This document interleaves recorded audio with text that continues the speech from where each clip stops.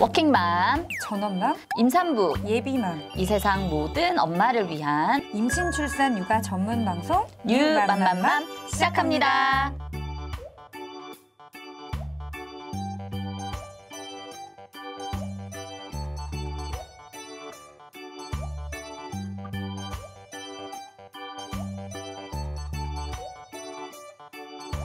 선생님, 안녕하세요.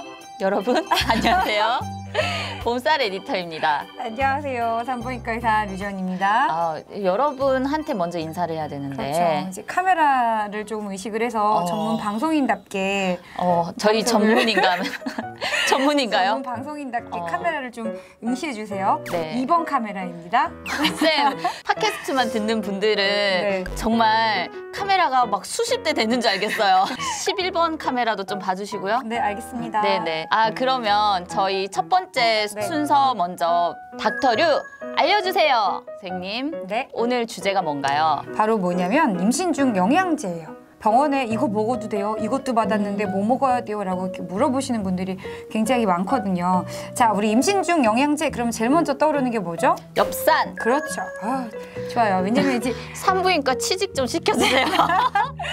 엽산입니다. 엽산. 비타민 중에 하나예요. 수용성 비타민 중에 하나이고 우리가 이제 뭐 흔히 얘기하는 녹색 채소, 녹황색 채소에 풍부하고 이제 곡물에도 풍부한 수용성 비타민인데 이 엽산이 부족한 사람들에게서는 다 그런 건 아니지만 이제 기본적으로 세포 분열하는 과정에서 세포 분열에 이상이 동반되는 그런 신경관결손 같은 우리가 신경학적인 이상이 동반되는 기형이 발생할 수 있는 확률이 높다라는 것이 밝혀졌습니다. 그렇구나. 네, 그러니까요. 엽산이 부족하면 신경관결손이 생길 수 있는 거를 발견했대요.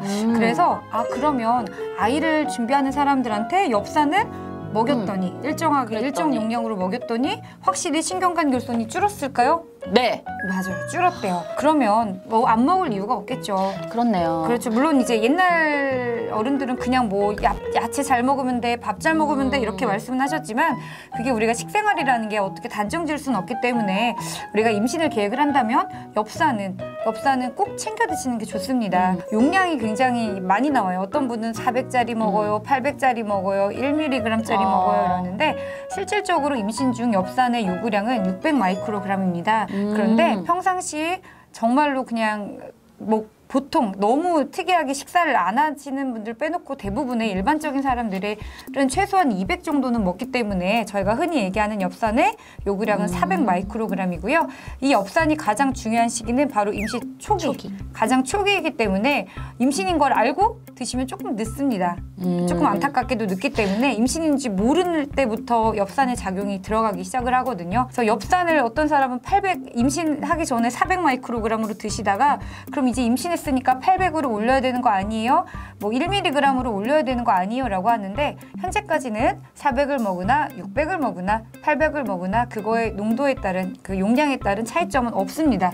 그래서 원하시는 거 선택하셔도 되고요. 그냥 저희가 권해드리는 거는 400 마이크로그램 이상 드시라는 거고요. 네. 이전에 신경관결손을 낳은 적이 있는 분들은 이제 기질적으로 내가 엽산을 먹었지만 엽산의 대사에 남들과 다른 어떤 기질적인 문제가 있을 확률이 있기 때문에 그런 기왕력이 있는 분들은 엽산의 요구량이 좀 다릅니다. 네. 10배예요, 10배. 네, 그래서 400 마이크로그램이 아니라 우리가 4mg 드시라고 하거든요. 그리고 또 이제 철분제도 얘기가 많이 나오는데요. 많이 나오죠. 꼭 필요한 영양소고요. 근데 또 보건소나 이런 데 가면 주더라고요. 맞아요. 공짜로도 많이 나눠줘요. 임신했다 그러면, 그죠? 맞아요. 다 줍니다. 왜냐면 음식으로는 충당하기 힘들기 때문에 임신을 하게 되면 우리가 아이 한 명을 키워내야 되잖아요. 근데 아이한테 들어가야 되는 최소량의 철분이 있습니다. 네. 음식을 통해서 들어오는 거는 한계가 있기 때문에 철분제는 반드시 복용해야 되고 저희가 권하고 있는 건 30mg입니다. 중요한 거는 철의 어떤 대사되는 형태가 다양하게 있지만 그거에 따른 혈중 농도라든지 그런 거는 큰 차이가 없다고 그러고요.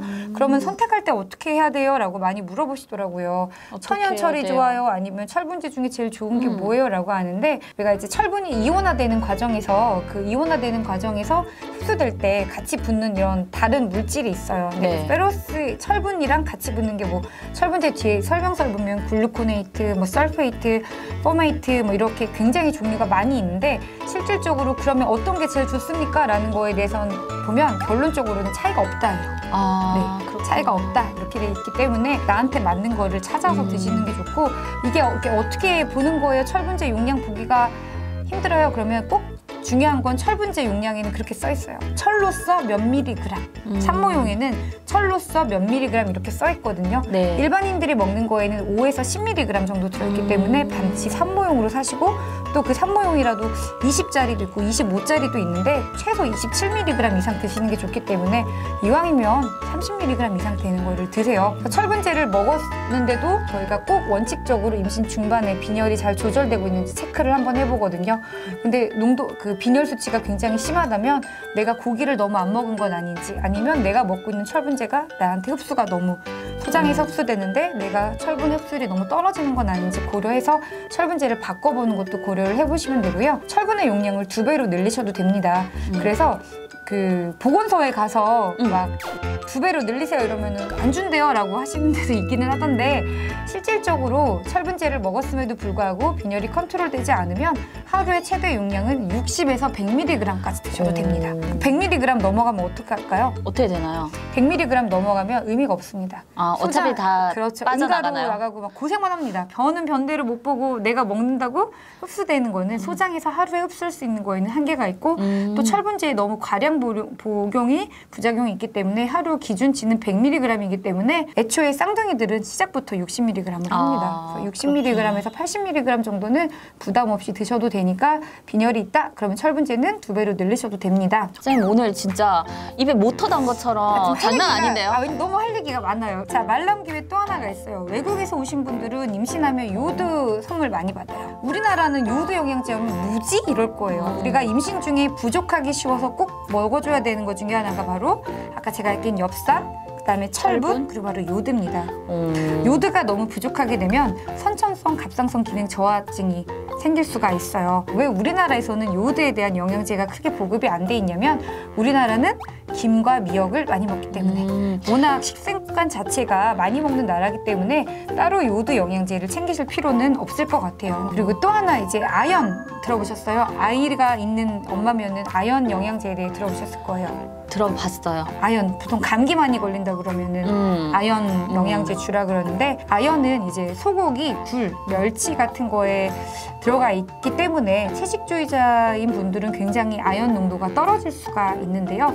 중요한 건 아연이 자꾸 떨어지면 면역력이 떨어지고 상처 회복도 안 되고 중요한 건 식욕 부진이 생겨서 임신 중에 이제 영양 상태에 적신호를 끼칠 수가 있는데 아주 심한 채식주의자가 아닌 이상은 아연 부족이 우리가 현실적으로 먹는 거에 있어서 크게 문제가 되진 않고요. 또 중요한 거는 아연 같은 경우는 너무 과량으로 먹었을 때 안정성이 확보가 되지 않기 때문에 아연에 대한 영양제는 굳이 드실 필요는 없을 것 같아요. 이제 우리가 또 궁금해하는 게 비타민 A가 기형아를 일으킬 수 있다는 거는 굉장히 많이 들어봤을 거예요. 맞아요. 들어봤던 것 같아요. 맞아요. 실제로 그런가요? 그럼요. 비타민 A는 10,000IU, 하루에 10,000IU 이상 먹게 되면 아이한테 오히려 악영향을 줄 수 있기 때문에 과량으로 먹어서는 안 되는 비타민 중에 하나예요. 근데 먹기는 먹어야 되는 종류인가요? 그렇죠. 임신을 하게 되면 비타민 A에 대한 요구량도 늘어나는 거는 맞습니다. 그래서 과도하게만 먹지 그렇죠. 마라라는 거군요. 근데 이제 종합영양제나 이런 거에 보면 비타민 A가 들어있으니까 걱정하시는 분들이 있더라고요. 그래서 그거의 하루 양을 봤을 때 10,000IU 이하다. 영양제로 먹는 게 10,000IU 이하다. 그러면 충분히 드셔도 되는데 우리가 이제 여드름 치료제가 비타민 A 유도체로 만들어진 거기 때문에 여드름 치료약 먹으면 이제 기형아가 생길 수 있기 때문에 반드시 피임을 해야 되는 종류가 있습니다. 비타민 A가 풍부한 게 또 뭘까요? 음식 중에 생각나는 거 있어요? 비타민 A 하면? 전혀 없네요. 당근! 당근. 당근에 들어있는 비타민 A의 유도체인 베타카로틴은 기형아와 상관없습니다. 당근은 그래요? 드셔도 됩니다. 네. 또 할 게 있어요. 너무 많죠? 네. 오늘 비타민 B12. 이제 동물성 식품에 들어있는데 실제로 저는 이런 환자를 봤어요. 고기를 되게 안 드시는 분인데 피 검사를 했더니 너무 심하게 다 떨어져 있는 거예요. 빈혈이랑 혈소판이랑 다 떨어져 있는데 결국에는 비타민 B12가 너무 부족해서 그랬던 건데 채식주의자인 경우는 이런 동물성 음식에서만 들어오는 비타민 B12 등이 부족할 수 있는데 이렇게 되면 심각한 빈혈을 일으킬 수 있기 때문에 조심할 하셔야 되고요. 비타민 C는 우리 레모나나 이렇게 맛있는 아. 걸로도 많이 먹고 음료도 있고 되게 일상생활에서 많이 먹잖아요. 과량으로 드시면 비타민 B12의 흡수를 억제하기 때문에 좋지 않아요. 그래서 임신 중에는 비타민 C도 과량으로 먹는 거는 자제하시는 게 좋습니다. 그냥 평소 먹는 것보다 약 한 20% 정도 조금 더 챙겨 먹으면 될 정도니까 크게 상관은 안 하셔도 돼요. 그러니까 결국에는 고기도 먹고 야채도 잘 먹어야겠죠? 우리가 비타민 하면 왠지 다 야채에서만, 야채 과일에서만 올 것 같지만 실질적으로 고기 같은 동물성 식품에서 들어오는 아연, 뭐 비타민 B12 이런 것도 굉장히 많기 때문에 골고루 먹으면 돼요. 그런데 아무리 밥을 잘 먹어도 안 들어오는 비타민이 하나 있어요. 비타민 D. 딩동딩동. 네, 요 정도는 공부합니다. 맞습니다. 유일하게 안 들어오는 애는 제가 심하게 얘기하면 절대 안 들어와요. 절대 안 아무리 들어. 음식으로 먹어먹고 절대 내가 안 햇볕에 들어오네. 아무리 노출해도 한국에서는 지도적으로 이제 위도 자체가 높기 때문에 안 들어와요. 엄마 비타민 D가 너무 낮잖아요. 네. 근데 비타민 D의 주 역할이 이제 칼슘의 흡수와 작용을 도와주는 거기 때문에 비타민 D가 낮은 사람이 골다공증이 많이 생기잖아요. 아기도 그래요. 아기도 뼈가 조금 약하대요. 그래서 신생아기 보통 골절도 더 많이 생길 수가 있고 성장 지연이 올 수도 있고요. 보통 비타민 D는 지용성 비타민이기 때문에 너무 과량으로 먹게 되면 문제가 될 수 있기 때문에 본인의 수치를 확인하게 됩니다. 그래서 본인의 수치를 피검사로 체크를 해서 나한테 맞는 양을 보는 게 좋은데 임신 중에는 저희가 한 최대 2000 IU 정도 드시는 것을 권해드립니다. 보통 하루 권고량이 600 IU밖에 안 되지만 검사해보면 10도 안 되시는 분들이 많아요. 기본 수치가 정상은 30이거든요. 그래서 그런 분들은 2000 정도를 권해드리고요. 2000 이상 먹는 거에 대해서는 아직까지는 안정성이 확보돼 있다라기보다는 이견이 많은 상태이기 때문에 비타민 D는 하루에 2000 정도 드시는 게 좋습니다. 아, 또 얘기 안 한 게 있어요. 뭐예요? 칼슘. 아, 칼슘도 우리가 얘기가 많이 나오는데 칼슘은 임신했다 그래서 요구량이 늘어나진 않아요. 하루 요구량이 1000mg이거든요. 네. 근데 우리가 칼슘을 꼭 드셔야 되는 이유가 우리나라 평균 칼슘 섭취율은 하루에 500mg이 안 됩니다. 외국처럼 유제품을 많이 먹는 나라가 아니기 때문에 임신을 해서 칼슘이 막 더 필요한 건 아닌데 칼슘을 조금 신경을 써주시는 게 좋을 것 같고요. 노력하면 음식으로 들어올 수 있습니다. 왜냐하면 칼슘제는 또 너무 많이 먹으면 혈관에 침착되는 부작용도 있다고 그래요. 그래서 칼슘은 임신을 하면 좀 신경 써서 많이 드시고요. 내가 영 멸치도 싫어하고 영 우유랑 치즈 같은 거를 전혀 못 먹어요. 그러면 그때는 칼슘제를 드시는 것도 좋습니다. 아니, 근데 지금 쌤. 너무 많이 얘기를 해서 그러니까요. 임신을 한 사람이라면 이거 뭐 먹으라는 게 너무 많은데 이거 도대체 다 어떻게 먹으라는 거야? 라는 지금 생각을 할 것 결론을 같아요. 낼게요. 일단 결론. 야채와 고기를 적당히 드셔야 돼요. 부족하지 편식하면 안 않게. 돼요. 그렇죠. 편식하면 안 된다. 이게 결론이에요. 그래서 기본적인 비타민 다 들어오고 미네랄도 어느 정도 들어옵니다. 그럼에도 불구하고 우리가 그럼 임신 중에 먹어야 되는 거. 자, 일단 임신을 했다. 그러면은 엽산, 임신 준비할 때부터 엽산 400 마이크로그램 이상 드시면 되고요. 유일하게 음식으로 안 들어오는 비타민 D 드시면 됩니다. 그래서 이제 임신 1단계가 다 끝나갔어요. 그래서 이제 임신 1단계 이제 한 14주 정도 지나고 입도 또 좋아지고 이제 막 배가 막 나오기 시작을 해요. 그럼 이제 그때부터 어지러워지기 시작하죠. 그럼 이제 철분제 드셔야 철분. 됩니다. 철분제가 이제 메인 영양소로 바뀌게 되고요. 비타민 D는 그때도 드시는 거죠. 왜냐면은 끝까지 아기 날 때까지 계속 먹는 거고 엽산은 이제 음식으로도 들어올 수 있기 때문에 먹어도 되고 안 먹어도 되는 철분제 먹으면은 변비 생긴다 그랬잖아요. 위장 장애가 심하니까 유산균 같이 드시면 좋고요. 유산균 종류는 산모용이 따로 없습니다. 다시 한번 정리를 해보면 엽산, 비타민 D, 그다음에 비타민 D, 철분. 그렇죠. 그다음에 오메가 3요? 플러스 알파로 오메가 3. 플러스 또 먹고 싶다 그러면 유산균. 유산균. 네. 직업인으로 보이네요, 이제. 그럼요. 전문가입니다. 그러네요. 네, 믿겠습니다. 네. 임신, 출산, 육아 질문 있습니다. 질문이 왔더라고요. 왔어요. 네, 봤어요. 저희 이메일로 질문을 받고 있어요. 임신, 출산, 육아에 대한. 네, 여기 자막이 나갈 것 같은데 그 이메일 주소로 질문 보내주시면 저희가 알고 있는 한에서 성심성의껏 네네 그렇게 설명을 드리려고 합니다. 이번에 들어온 질문이 뭐였죠, 쌤? 공갈젖꼭지에 대한 건데요. 이거는 아기 키우시는 분이라면 누구나 한번 고민하셨을 거예요. 소아과 선생님이 쓰신 책을 좀 참고로 해서 설명을 드리려고 하거든요. 똑똑 닥터 아기진료실이라는 책을 보면은 공갈젖꼭지에 대한 얘기가 나와요. 그래서 닥터쌤의 그 의견으로는 어떤 내용이었죠? 제일 중요한 거는 우리가 제일 걱정하는 게 치아 변형이라든지 구강 구조의 변형 때문에 두려워하잖아요.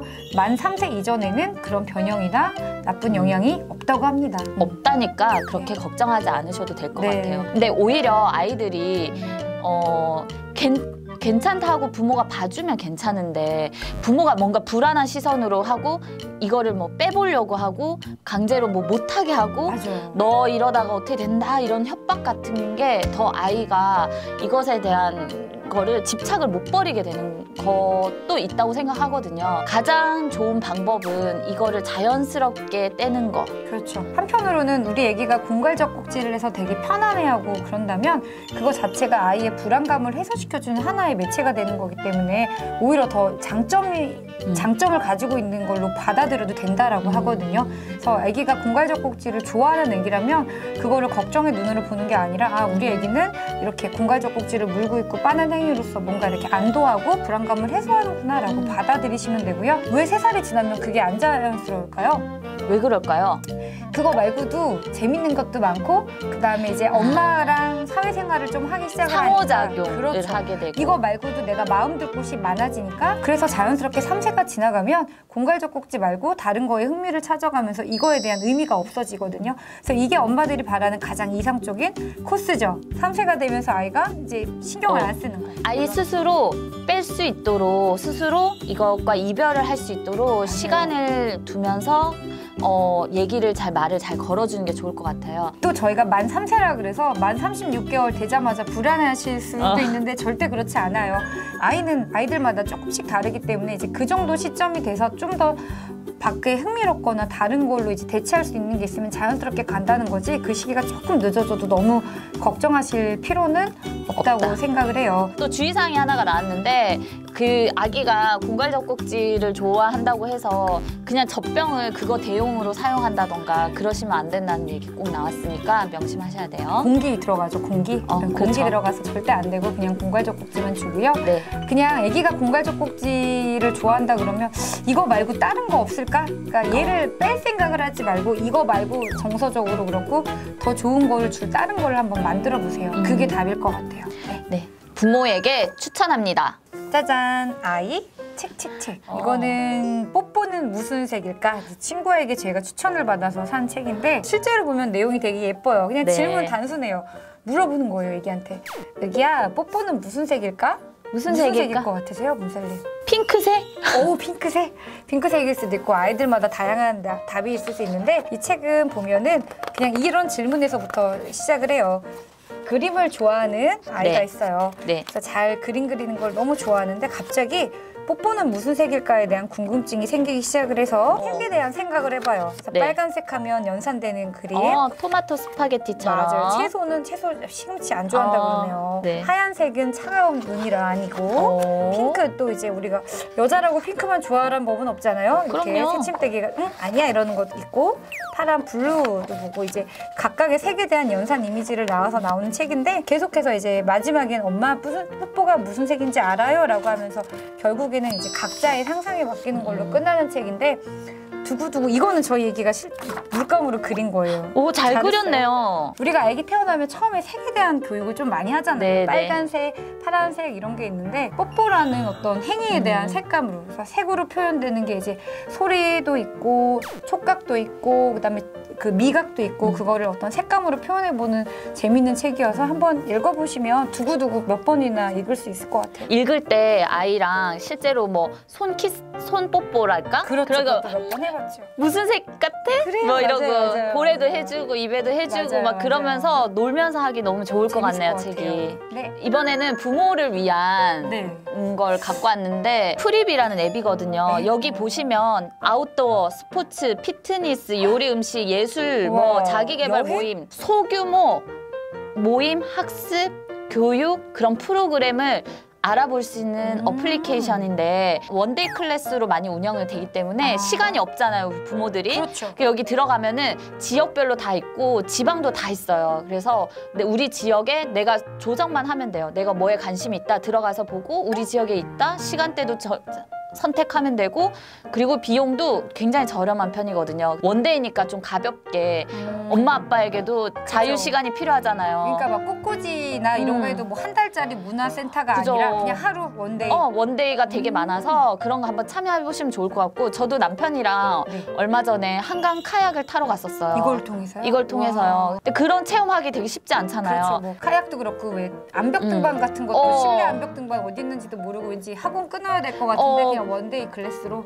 쉬워요. 괜찮겠네요. 그래서 그런 뭐 체험하는 것도 그렇지만 심리 뭐 그림 치료랄지 심리 상담이랄지 그런 컨셉도 있기 때문에 혹시 육아에 좀 지친 분들은 여기에 보면은 좀 간단하게 내가 뭐 어디 너무 상담 센터를 가서 뭐 상담받기 좀 어렵다 하시는 분들은 이런 데 가서 모임을 통해서 좀 마음의 치유를 좀 얻으시고 그래도 좋을 것 같습니다. 좋은 앱이네요. 좋은 앱입니다. 네. 그러면 그 다음 추천템 제가 가지고 왔습니다. 이거는 육아템.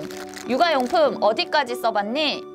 에 대한 건데 이게 뭐냐면 크레파스거든요. 그냥 보면 일반 크레파스랑 똑같다라고 느끼잖아요. 네. 근데 이게 사실은 욕실에서 쓰는 거예요. 타일에 칠해도 되고 바닥에 칠해도 되고 이걸로 막 장난쳐도 돼요. 근데 물로 쓱 뿌리면 문지르면 그냥 손으로 싹 사라집니다. 안 남아요. 그래서 이게 바스 크레용이라고 하는 거고 제가 이거 갖고 온 거는 이게 바스 크레용 중에서 가장 유명한 것 같은데 먼치킨 제품이거든요. 네. 자, 요거 소개했습니다. 재밌을 것 같아요. 네, 만만만 초대석. 자, 오늘 나와주신 분은 송태민 아빠입니다로 소개를 할까요? 네네. 오, 나오셨습니다. 네, 반갑습니다. 네, 안녕하세요. 반갑습니다. 두 아이의 아빠이고 지금 유튜브 퀴즈 크리에이터를 아이들과 함께 하고 있는 송태민입니다. 아니 왜 네. 요즘에 초등학생들이 가장 하고 싶은 직업 이게 퀴즈는 안 붙죠. 크리에이터. 네, 그런 것 같아요. 저희 딸 얘기를 들어봤어도 그렇고 저도 간간히 이제 학교에 강의를 나가는데 나갔을 때마다 애들이 항상 하고 싶어하는 게 이 퀴즈 크리에이터. 아이가 아까 두 분이라고 네. 했는데 육아휴직을 내셨다 그랬잖아요. 네. 아기가 몇 살이죠? 대부분 육아휴직 냈다고 하면은 이제 갓 태어난 줄 아는데 그러니까요. 10살하고 7살이에요. 그러니까 초등학교 3학년, 그다음에 유치원생. 네. 근데 어쨌든 법적으로 만 8세인가요? 깜짝이야. 9세까지니까 이 기회다라고 생각이 들기도 했었고. 아니 그래서 제가 사실 오늘 모시게 된 거는 네. 그 딸 둘이 그러니까 아이들이 하고 있는 채널에 대해서 소개도 좀 하고 네. 듣고 싶고 그리고 이 채널이 이거를 아이들이 하고 싶어서 이렇게 만들어준 건지 원래 이런 유튜브에 관심이 좀 있으셨던 건지 그런 게 좀 궁금하네요. 우선 이제 유튜브 같은 경우는 원래 관심은 전혀 없었어요. 네, 저는 개인적으로 관심 없었고 근데 첫째가 이제 학교를 갔다 오더니 친구들이 요즘 추세가 진짜 다 채널을 하나씩 갖고 있어요. 엄마 핸드폰을 이용해서 맞아요. 채널 하나 만들어서 아무거나 찍어서 올리고 막 이게 맞아요. 요즘 스타일이거든요. 근데 애가 학교를 갔다 오더니 아빠 친구가 이 영상 올렸는데 좋아요가 3개가 찍혔고 구독자가 2명이래 라고 자랑을 했다는 거예요. 그래서 네. 아빠 이겨줄게. 단순히 네, 그냥 그렇게 일단 시작하게 됐어요. 그게 이제 1년 전에 이렇게 됐어요. 네. 그러면 1년 사이에 채널이 엄청 큰 거네요. 구독자 구독자가 수가 10,000명이 넘지 않나요? 10,000명이 뭐예요? 24,000명. 24,000명이요? 네, 이렇게 되는 걸 보니까 와. 휴직을 해야겠다. 아, 더 전념해서 해보자. 맞아요. 그래서 일주일에 원래 2-3개씩 영상을 올렸어요. 네. 근데 매일 올리고 싶더라고요. 그래서 매일 올리기 시작하고 나서 회사 다니기 힘들다. 쉬면서 애들이 원하는 거 어차피 더 하자라고 해가지고서 이제 진행을 하게 됐죠. 와. 대단하다. 네. 근데 실제로 네. 왜 그 아이들 채널을 막 만들고 그 부모가 이렇게 뭐 어떻게 보면 지원이기도 하지만 조금 극성 맞다고 주변에서 하는 얘기도 있지 않나요? 그런 얘기 못 들어봤어요. 왜냐면은 이제 하다 보니까 퀴즈 크리에이터 이게 보통 퀴즈 크리에이터는 애들을 말하는 거죠. 애들이 네네. 보는 영상을 만드는 사람들을 말하는 건데 퀴즈 크리에이터 중에서 자기가 직접 하는 크리에이터는 아무도 없어요. 왜냐면 못하죠 사실. 그렇죠. 네, 촬영 기술력을, 편집을 네. 초등학생들이 직접 한다는 것 자체는 사실 불가능하기 때문에 네. 그거는 어쩔 수 없는 어쩔 수 거를 없이. 대부분 아니까 사실 뭐라고 안 하죠. 네. 그러면 일반인들도 이렇게 원하면 1년 만에 구독 2만 찍을 수 있나요? 크리에이터는 사실 누구나 할 수 있다라는 생각으로 지금 하고 그러게요. 있거든요. 네. 네. 그렇다 보니까 촬영도 저는 처음부터 지금까지 핸드폰으로만 그러면 마이크 같은 거는 어떻게 하세요? 마이크도 사용 안 하고 네. 마이크는 최근에 하나 선물을 받긴 했는데 네. 거의 사실 사용을 안 하고 있고요. 저는 아이가 좋아한다면 전폭 지지하고 뭐 다 해줄 수 있지만 사실상 의도하지 않은 네. 뭐 악플이 달린다든지 혹은 뭐 그 안에서 일어나는 뭔가가 문제가 생길 수 있는 거잖아요. 그런 것에 대한 고민이나 경험은 없으신가요? 그렇죠. 일단은 아이가 키즈 크리에이터를 한다라고 했을 때 네. 부모가 딱 알아야 될 게 두 가지가 있어요. 오, 첫 번째는 이제 방금 말씀하셨던 악플에 대한 거, 네. 그 다음에 주변의 시선에 대한 거. 사실 저 같은 경우는 제가 이제 뭐 그렇게 유명한 사람은 아니지만 어찌 방송 활동도 살짝 해보고 네네. 언론도 타보면서 남들의 시선을 많이 받아봤어요. 네. 그래서 이제 남들의 질투와 시기와 막 이런 것들을 많이 느껴봤었죠. 근데 이제 성인이니까 그나마 전 난데 아이가 아이는 그거를 감당하기가 일찍 간다라고 하면은 네. 또 겁이 날 수가 있죠. 사춘기 때가 아이들이 가장 힘들어하는 시기라고 하더라고요. 네. 바로 이제 친구들이 그거 가지고서 야 너 방송쟁이라며 라고 하면서 그거 가지고 막 놀리기 시작하니까 그 현실에서 오는 그 괴리감과 이런 것들 때문에 되게 힘들어해서 대부분 이제 크리에이터들이 중학교 넘어가면은 못하죠. 멈추게 돼요. 그럼 그 부분을 어떻게 생각하시나요, 지금? 그거는 일단 어떻게 이거 하는 거는 네. 자기가 하고 싶어서 하는 거니까 하는 거니까. 사춘기 때 못한다. 그건 뭐 어쩔 수 없겠죠. 그래도 이제 저는 지금부터 계속 교육을 시키고 있어요. 어떤 식으로요? 주변의 사람들이 이거를 왜 그런 질투를 하고 왜 시기를 하는지 그 심리에 대해서 계속 설명을 해주기도 하고 이와 동일하게 악플에 대한 얘기를 하게 되면은 시선과 악플은 같은 얘기일 수도 있으나 시선은 기본적으로 주변 사람들인 거고 악플은 모르는 사람들이 더 많잖아요. 네. 근데 모르는 사람들이 막 욕을 하거나 아니면 괜히 뭐 가족 욕을 하거나 막 이렇게 하는데 이거에 대해서는 뭐 일반 사람들은 와 엄청난 충격이다. 그리고 꼬마애가 이런 거를 꼭 봐야 되나? 라는 생각이 많이 들 거예요. 근데 네. 이 사람들이 기본적으로 이게 너에 대해서 알지도 못하면서 그렇죠. 그냥 질투와 시기로 자기도 하고 싶으니까 괜히 와서 시기와 질투를 하는 거라서 그거에 대해서 설명을 해주니까 얘가 좀 나아졌었죠. 진짜 본인이 원한다면 네. 세상은 너무 다양하고 다양한 사람이 있기 때문에 자기가 원하는 게 있으면 다양한 시선과 다양한 의견이 있을 수 있다. 이런 얘기를 많이 해주면서 조금 가야 될 부분이 있을 것 같기는 네. 해요. 근데 정말 많은 아이들이 이제 유튜브 채널을 갖고 싶어하고 네. 또 되게 인기 있는 거를 하고 싶어하고 또 아이들이 원하기 때문에 대부분은 부모님들이 뛰어드는 거지. 제가 봤을 때도 부모가 먼저 해보자라고 하는 경우는 많지는 않을 것 같아요. 왜냐면 아이기 정말 때문에. 흔하지 않을 것 같아요. 그럼요. 네. 이제 아이가 보통 원하는 건데 그러면 이 컨텐츠랑 내용을 아이가 짭니까? 자기가 하자고 했으니까 처음에는 그냥 자기가 다 짰어요. 그래가지고 아빠 이번 주에는 보통 주말에 촬영을 하기 때문에 이번 주말에는 이것 찍어 이렇게 쌓아놔요. 처음에는 이제 도티 잠들이라는 이제 게임 네. 크리에이터를 워낙 좋아하다 보니까 도티 그 마인크래프트라는 게임이 있어요. 네. 그래서 그 게임 방송을 하자 촬영했는데 제가 봐도 너무 재미없는 거예요. 그래서 막 이건 아닌 것 같다. 그래가지고 야 이번에 딴 거 해보자. 네. 먹방을 해봤어요. 왜냐면 아이들 채널 중에서 먹방이 없어요. 아유, 그렇네요. 네, 이유를 알 것 같더라고요. 해보니까. 아니 못 먹는 것보다는 맛있어요. 맛없어요. 이게 끝이야. 예를 들어서 뭔가 설명을 굉장히 풍부하게 막 해야지 더 맛깔나게 설명을 하는데 그런 설명이 아직까지 어휘력이 부족하다 보니까 아 힘들구나. 또 아이들이 이번에는 뭐 이 장난감 사줘. 장난감을 사는 이유는 또 리뷰를 하기 위해서 또 사는 거고. 이렇게 한 7, 80개 정도를 아이가 다 짰고요. 네. 그 다음부터는 제가 이제 도와주기 시작했죠. 이런 거 어때? 저런 거 네. 어때? 같은. 그때 이제 처음에 상황극이라는 걸 한번 해봤어요. 연기라는 거잖아요. 그래서 네네. 애가 되게 원래 부끄러워할까봐 네. 얘기도 안 했었는데 야 이번에 이런 엄마 몰래 라면 먹는 거에 대해서 찍을 거야. 근데 자기가 막 서로 찍겠다고 아이들이 그래서 관심이 있구나.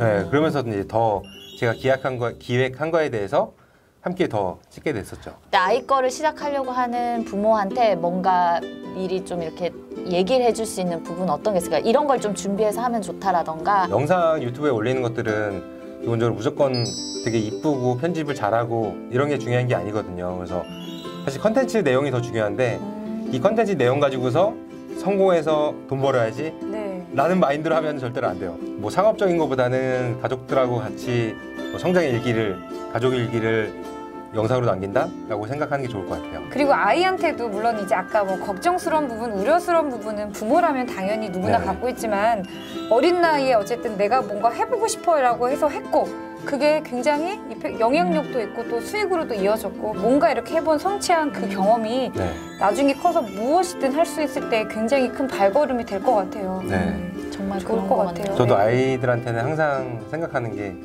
공부는 못 해도 되는데 뭐래도 하고 싶은 게 있었으면 좋겠다. 항상 하고 싶은 게 없는 사람이 제일 불행하다라고 생각을 하기 때문에 아이가 어렸을 때부터 저도 얘기를 제일 많이 들었던 게 아빠가 많이 몸쪽으로 놀아줘야지 애가 더 활발해지고 건강해진다라는 얘기를 많이 들었어요. 어떻게 더 놀아줄까도 고민도 많이 했었고 근데 이번에 크리에이터를 해보니까 엄마 아빠들 다 했으면 좋겠다. 그 이유 중에 하나가 이걸 찍기 위해서라도 가족이 함께하는 시간이 굉장히 많아져요. 네, 그래서 가족이 함께하는 시간이 많을수록 좋기 때문에 이런 이제 크리에이터 생활하는 것도 괜찮지 않나라는 제안을 한번 해봅니다. 네. 해봐야겠네요. 요즘에 가장 궁금했던 주제일 수도 있는 것 같아요. 저희가 이거는 우리 오늘 하루에 이런 게스트석으로는 너무 짧은 것 같아요. 다음에 네. 또 초대할게요. 좀 네. 나와주세요. 특강을 한번 해야 되는 거 아닙니까? 네. 강의 좀. 지금 따로 듣고 싶어가지고 속셈이 너무 보여요. 그러면 저희 오늘 출연하신 소감이 어떤지 얘기를 듣고 이제 송태민님을 보내드리고 송태민 네. 아빠님을 보내드리고 우리는 마무리하는 걸로 할게요. 그 엄마 아빠들 다들 이제 애 키우느라 힘드실 텐데 네. 이제 함께 논다라는 생각으로 계속 해야 돼요. 그래서 아까 크리에이터도 하나의 방법 중에 하나였죠, 저는. 그죠. 네. 그래서 저는 이렇게 영상 찍으면서 편집하는 게 저희 가족의 낙이었기 때문에 네. 그런 낙들을 꼭 찾기를 바라겠습니다. 너무 네. 좋은 말씀이네요. 네, 감사합니다. 워킹맘, 전엄마, 임산부, 예비맘, 이 세상 모든 엄마를 위한 임신, 출산, 육아 전문 방송 뉴맘맘맘 안녕.